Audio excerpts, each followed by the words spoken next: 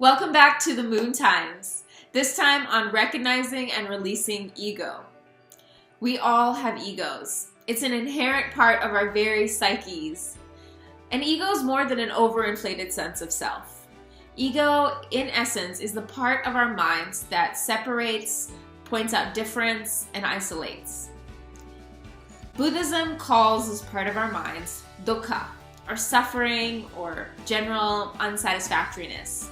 Hinduism calls it maya, or delusion. Christianity calls it sin, or missing the point of the human experience. Eckhart Tolle calls it a collective and inherited dysfunction in his book A New Earth, which was the first time I was exposed to this reframe of ego as a divisive force within all of us.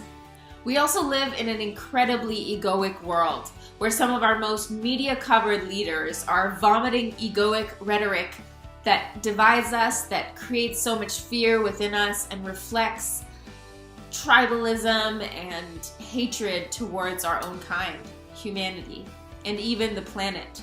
Therefore, it becomes a radical and active form of action to look at our own egos and adjust how we are moving in the world so that we can be a force of social change from a place of awareness and compassion versus ego.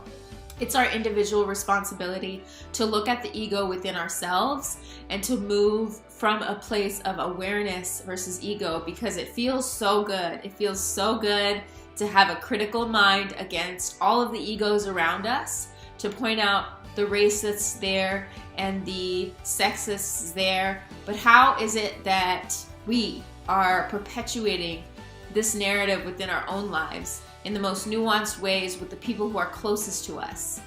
It's our responsibility to look at it within ourselves.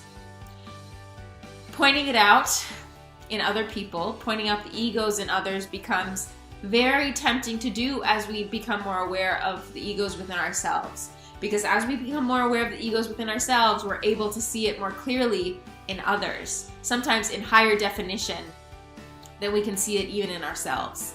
And pointing it out or calling it out in someone else can't do a whole lot deeply, because it's only going to inflate that ego and the ego's defenses.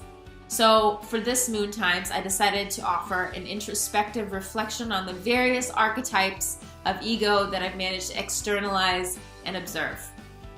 I'm sharing this because I know it's a reflection of a collective experience, and that you may very well likely find resonance, relevance, and even a trigger within some of these archetypes that's inviting you to explore it a little more deeper within yourself.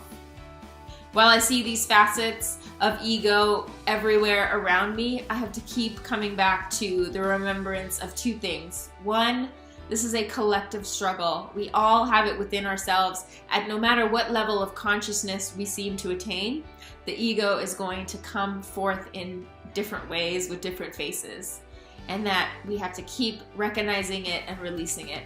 Two, it is my job to shed light of the ego within myself and move from a more aware place.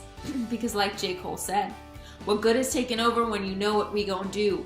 The only real revolution happens right inside of you. I said, what good is taking over when we know what you gon' do? The only real revolution happens right inside of you.